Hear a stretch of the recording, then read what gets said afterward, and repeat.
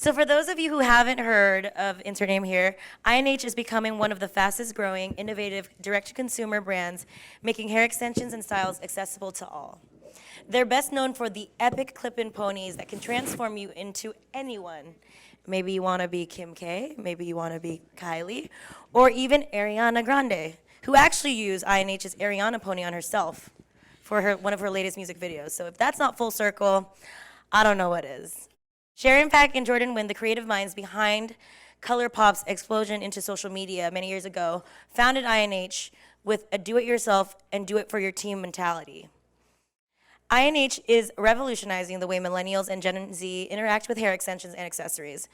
As an entrepreneur and brand builder, SHARON oversees strategic marketing focused in visual branding, social, and product for the company. SHARON met co-founder Jordynn WYNN while attending Pepperdine University and joined the founding team at ColourPop together before combining forces to create their company, now INH. SHARON also spends time consulting for multiple beauty brands ranging from indie startups to established luxury. As an entrepreneur and marketing expert, Jordynn oversees strategic marketing, focused on influencers, brand voice, and retention for the brand. This dynamic duo officially launched the brand in May of 2019 and has grown the company into a multi-million-dollar business. Today, they're here to share their lessons, tips, and tricks on how to build and market a startup and consumer brand in 2020. Welcome to the stage, SHARON and Jordynn. Hi, everyone. So Jordynn and SHARON, the co-founders of Insert Name Here Hair. We are so excited to be closing out a Rare Day. Huge fans of Ashley and the Rare team. This is insane what they've put together. So with that being said, let's dive into our topic, building your tribe and how to build a brand in 2020.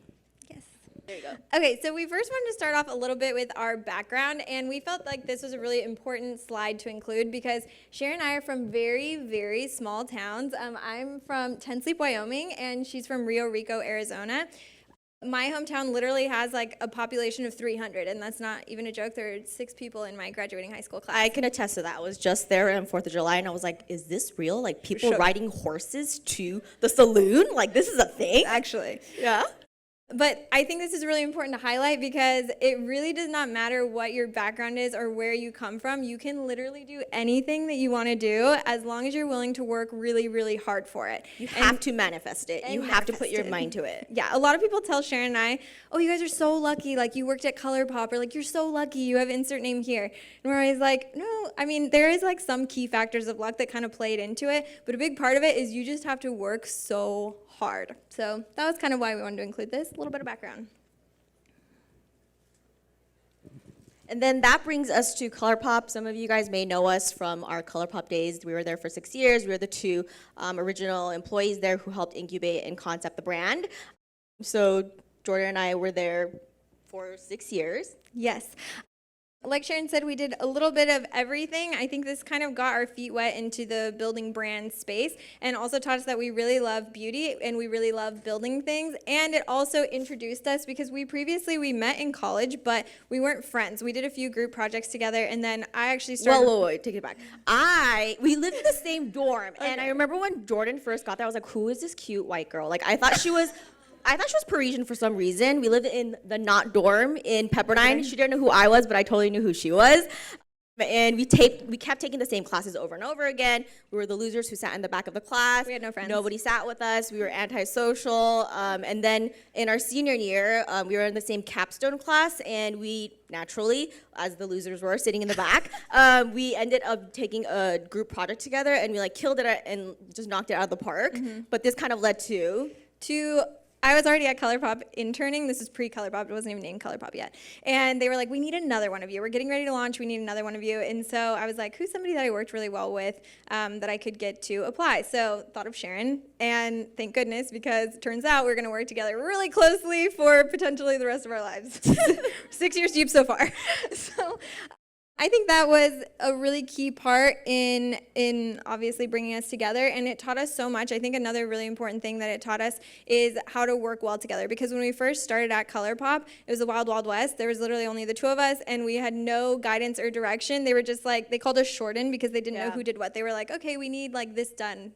Jordan. Go do it. So then her and I would be like, okay, well, who's going to do it?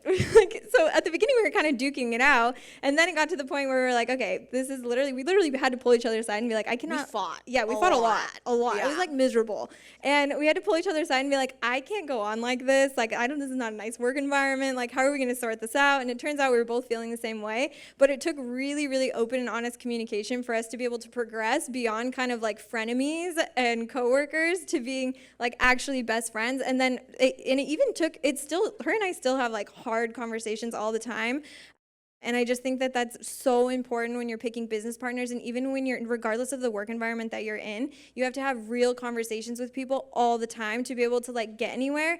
And these relationships are so important because Sharon is like my ultimate hype girl, and I know that she's like so genuine and real that when she's telling me, like giving me feedback, I know it's legit, and it takes a long time to get to that place, but I definitely would not be where I am today without having somebody literally watching me like, girl, your posture, what are you doing? Like, why are you talking like that? Come on, you're better than this. I'll text her and be like, are you sure you wanted to do your story takeover like that? And she'll be like, oh, you're right. I shouldn't have done it like that. And I'm like, next time. You know it's coming from a good place, and that's like a really, really, really hard thing to find. So that was. I mean, there's so much that ColourPop brought us to, which we literally have bullet points in case we get distracted. And we are distracted and right we're distracted. now. What else did it teach us? It did teach us a lot about communication. It's so important to have great communication amongst like all the different team members. Like ColourPop has like a gazillion teams, and without the communication, it's like impossible to move anything forward. So having great communication, that intros, Slack. Everyone get your notebooks out. Slack is an app that you can download. It's free. It's amazing for companies that are starting up so that you can, have conversations on there. We have different channels, like a product development channel, a design channel, and it helps everyone stay on the same page And like keep conversations organized, because there's obviously like email chains, but like they get so deep, and then you're going through, and like sometimes somebody's responding to just one person. And so Slack, if you are an entrepreneur, game changer. And it's also great for startups because you minimize the amount of time. Because like imagine like when you send an email, how long does it take to get another email response back? Slack, I'm like, yo, Jordan, I need this. Okay, Sharon, I'm giving it to you right now. It's like just instantaneous. Second is Jira. Project management tool, Jira. It's amazing for getting like packaging done or like long-term projects completed. When you're in a startup, it's super easy to get lost in the sauce and for things to get completely just dismissed just because you have so many ideas that are going on all the time. So having Jira like to process management is so important. Yeah, I think especially if you're a startup or an entrepreneur and you start getting basically more than one employee, even if you have one employee, this is a really great way to keep track of what they're doing, because to Sharon's point, we'll like pop off ideas all the time and it'll be a great idea, and then we'll forget about it. You'll forget about it, and then in like a month you're like, oh, whatever happened to that one really genius idea? And nobody did it because they forgot about it. So now you put it in Jira. And I actually hated Jira when I first got it. We this got is another thing we fought about. Yes. Slack and Jira actually. Yes. Well, yes. Especially Jira, because it is a bit of a learning curve. And I was like, this is the last thing I need is like another thing that's like giving me all these projects to do and like another tool to check. I can't do it. But we literally, INH would be so screwed if we without it. Yeah. And I had to pull Jordan aside and I'd be like, listen, I'm very process oriented and you are not, and this is one thing we need right now. Yeah. So Jira, Slack, and last but not least, Dash Hudson. It's super important to look at things analytically, and I think that's one problem with startups. Like you forget to look at it analytically, and that's you're not going to grow without that. It's so easy to have like amazing visuals and a really cute looking feed, but it means nothing when your engagement's not going up and your following's not going up. So looking at things analytically, Dash Hudson is a great tool for that. I love their team and I love the product. So those are the top 3. Okay. Next, insert name here. So a little bit of background. This is the brand that Sharon and I launched together officially launched in May of 2019. It was really funny because when we first launched it, we were like, oh, it's going to be like a little side thing. Yeah. Like, we'll just do it on the weekends. After like 3 months of doing like 6 figures in monthly revenue, we were like, all right, well. Not happening. When are we coming over? Leave our day jobs. Very stressful. So that's a little bit of background. For anybody who doesn't know what insert name here is, it is a hair company. And we do both luxury products and also synthetic products because we wanted people to basically be able to, like, if you've never tried hair before, it can be a little bit intimidating. So we wanted you to be able to try it, If you don't love it, that's okay. But also if you're a hair guru and you already know you love hair, then we do have like the more expensive long-term investment pieces. But Investment right now pieces. we're both wearing our Bella ponytail. Bella. And it's synthetic, but it looks amazing and real. You would never know. Yes. And we named it Insert Name here because we really felt like whenever you put on these hair pieces, you could be literally whoever you want to be. Yes. And so all of the hair pieces have different names. This is Bella. We have like an Ariana. We have all different names, but that's the background on the name. Name's very important. Names, they really are. And kind of going off of the whole like insert name here piece, one thing that we really realized, building a brand in 2019 versus building a brand in 2014 is literally night and day. The space has just changed so much. When we first did ColourPop in 2014, in social media marketing and influencer marketing was just starting. So it was easy for us, you know, like as millennials, we were like living and breathing on Instagram. So we were like, wow, let's post this picture, this eyeshadow swatch picture. We think it's gonna do really well. Kills it. So we're just in a different climate right now with building a brand. So one thing that you really need is an omni-channel approach. So also for any entrepreneurs out there, I would recommend kind of some low-hanging fruit. Obviously, there's so much you can do in marketing, but I think the easiest platforms to get started on are obviously Instagram, big revenue generating platform. I feel like everybody here is probably already doing that. 2 is email. I'm always surprised when I talk to new people or brands, even like brands who've been established for a while and they're not collecting emails. That's so important because that's the easiest way to retarget the customers who are already interested in your product. And it is way cheaper and easier and more affordable and faster to access people who already know about you than to find new people. And so for that platform, I would recommend Klaviyo or Klaviyo. I think it depends what like side of the country you're on. But it's Klaviyo. And that's an amazing email platform. Definitely recommend it. Always be collecting email. Even if you're not ready to start sending email, at least be collecting it somewhere on the site.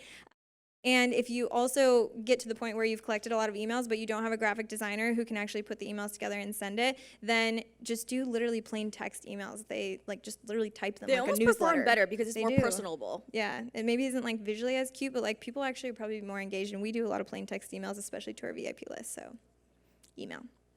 So the next thing that we want to kind of go into is branding. Branding is so important to launching a brand, like visually and through the copy.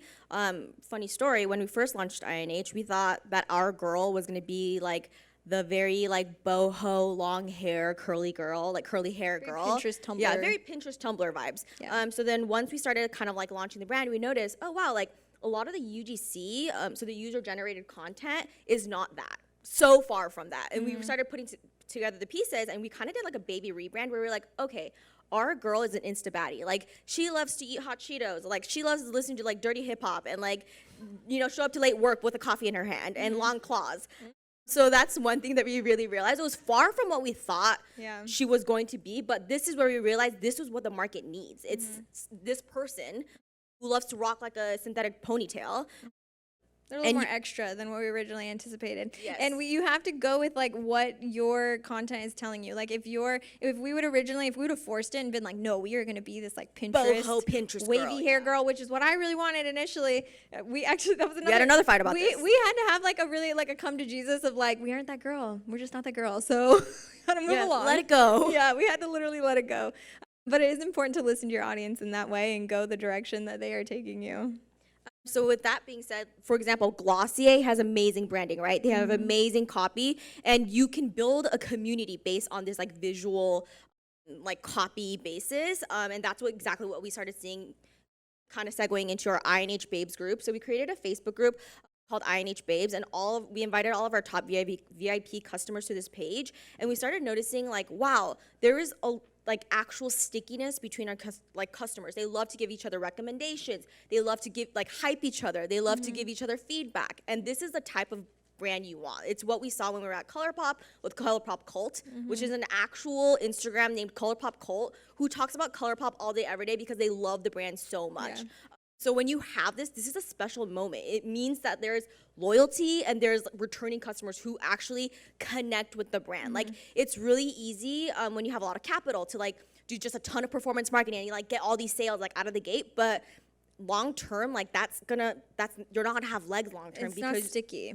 You have to have, like, I think this gives people a space to like share their love of the brand, and people love to be involved in the brand. And so giving them like a platform where they can all communicate. And this, I think this is one of the key things that we wanted to talk about generally, and like finding your tribe is whether you're like an influencer, entrepreneur, you already have an existing brand, it's really important that you're engaging like with your tribe. And so whether that's in private Facebook groups or in like a more intimate setting, or if you're so small, you could do this if you have like 300 followers. All you have to do, if somebody's like commenting with you, those are like your early adopters. So those people you need to be going hard for. Like a lot of the people who started following me when I first started working at ColourPop, like I can literally name them, and they started following me on day one, and I know who they are, and I DM them, I follow them back, I know their pictures, and it means the world to them, and they are like spreading the word. Like, and they have supported me from day one until INH, and they continue to do so, and those people are so important. And so regardless of your size, it's really important to invest in those early adopters and think like, how can we touch them in as many ways possible?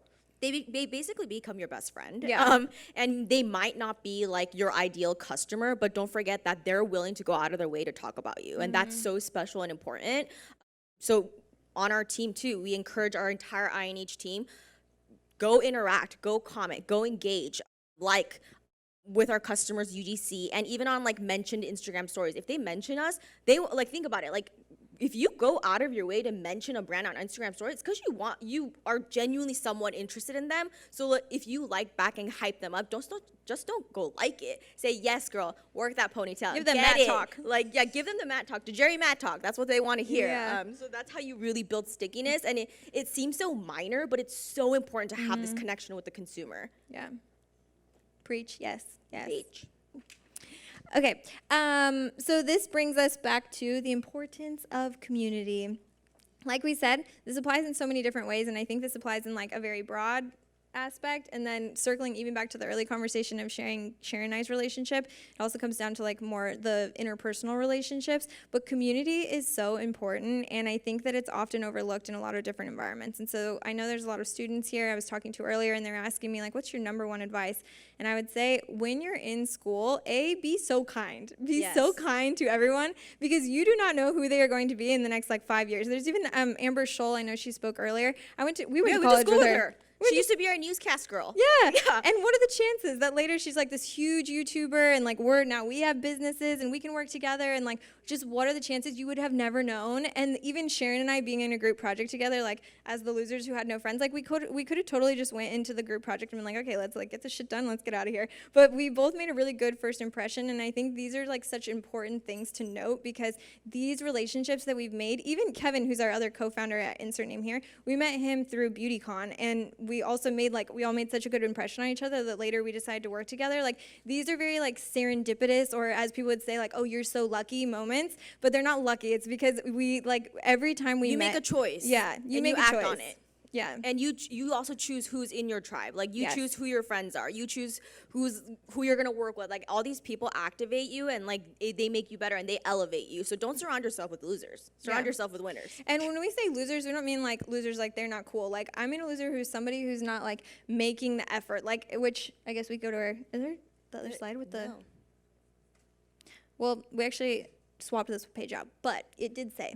Sharon and I spent a lot of time listing like the key attributes of people that we want in our tribe and in our community. And so when Sharon says don't hang out with losers, it's people like who aren't motivating you, who aren't inspiring you, who aren't building you up. Like you should literally go through, I literally have in my phone, in my notepad, She does, like story. key attributes of people who I want in my life. And if you do not meet those attributes, I will not have you in my life. And not because you're a bad person, but because I don't have the time. Like I've invested, I've worked on it. I only have time for so many people. And so you need people who are hyping you, who are good, who are authentic, who are driven. Who are optimistic, who are go-getters. And that's who we look for also in interns too. Like when we do so many interviews. Yeah, we do. So many interviews, even when we're at ColourPop and even when we're here. We do so many interviews, and the type of people that we are drawn to are the people who are not like super skilled and like, I know how to do like acquisition marketing dealing with did it, which like good for you, but it's also like we want the go-getters, the people who are really passionate and who are really going to work their asses off to make something happen, because without those people, your brand's not going anywhere. Like, I don't want somebody who's going to come in at like 9 to 5 and just be like, okay, did my job, bye. I want somebody obsessed, like who's literally texting me all day every day being like, Sharon, what about this? What have you thought about doing this? What about like those are the people who I want in my tribe when I'm building a brand. Yeah. And also, how are they working with other team members? Because well, we want somebody who's obsessed, but we want somebody who's also helping the person next to them who's also obsessed do their very best. Because if there's a bad environment, like you're going to be totally shut down, and it's just so important. But even, and this expands even beyond work, this expands like friendships, everything, like partners, if you're dating, anything. Like, it's really important that you narrow down what these key traits are of people that you want in your tribe. And then when you find them, hype them. And not only like, don't go find it, like be it first, and like deliver it to everybody else, so that way people are excited to be a part of your tribe. Yes, preach, girl. Yay. So that, okay, I just got the, Okay. we have to wrap it I up. got the nod. Okay, so we are going to be wrapping this up. I challenge all of you guys today, the people in this room, they want to grow. So meet 2 people in here to connect with, become friends with them on Instagram, DM them, And see how you text can hype them. Yeah, see how you can hype them and how they can hype you. Yes. Okay. 2 questions. Oh, 2 questions. Anyone? Who picks? I can barely see. Yeah, I know. Don't be scared. Yes, over there. You there. When do you think it's a good time for someone to get like a publicist for That's actually a great question. themselves? What's so funny is when I was at ColourPop, I remember we were like, oh, like PR is like the brand was growing so organically that we didn't really need press. But I do think that press is so important for like credibility. Like without credibility, a brand doesn't really exist. And I think with ColourPop, like out of the gate, it was like so easy to build credibility amongst the community. But I do recommend having a publicist, like, but maybe not for like another 2 years. I think what I would do first is see who you can get in touch with on your own, because Yeah, DM them. Insert name here, yeah, DM them. Before we got a PR agency at insert name here, we DM'd like as many press outlets as we could, and a lot of them actually got back to us. And so Yeah. we didn't get a press outlet until we couldn't make any more progress on our own. So that would be when you can no longer make progress and you gave it a solid effort, then I would get a publicist. Okay, thank you. Another question? Yes. White top. Oh, I think. can't see anything. Can you? I can see that. Hi, you guys. Thanks so much for your talk. So how did you go about hiring? Like, I know you guys are fast growing, and I have something that's fast growing, and I just put out like something on the internet, and I swear I got like no good responses. So I know it's hard. Have you guys used any tools, and what have you done? I think we've been very fortunate because we have a little bit of a social following, and most of the people who follow us, I think, are like entrepreneurs or want to be in the beauty space. So we posted on social. So I would recommend posting on social, but I also would recommend, I know that a lot of college platforms, they have like job postings, and so I would go through that. And again, I would like be DMing people, especially people who are like heads of sororities or like business frats and stuff like that. I think that it's word of mouth is going to be the best way. I think it But goes it is back to the hard. leaning on your tribe. Ask people. Ask your circle. Ask your friends to yeah. post too. Like my friends will reach out to me and be like, "Oh, can you post this?" And I'll be like, "Yeah, can you Sure, post this?" Even yeah. if they don't have any followers, like if they're in like the right age range, like they'll be able to at least help spread the message. Okay, thanks We're for good. having Thanks, us, guys. guys.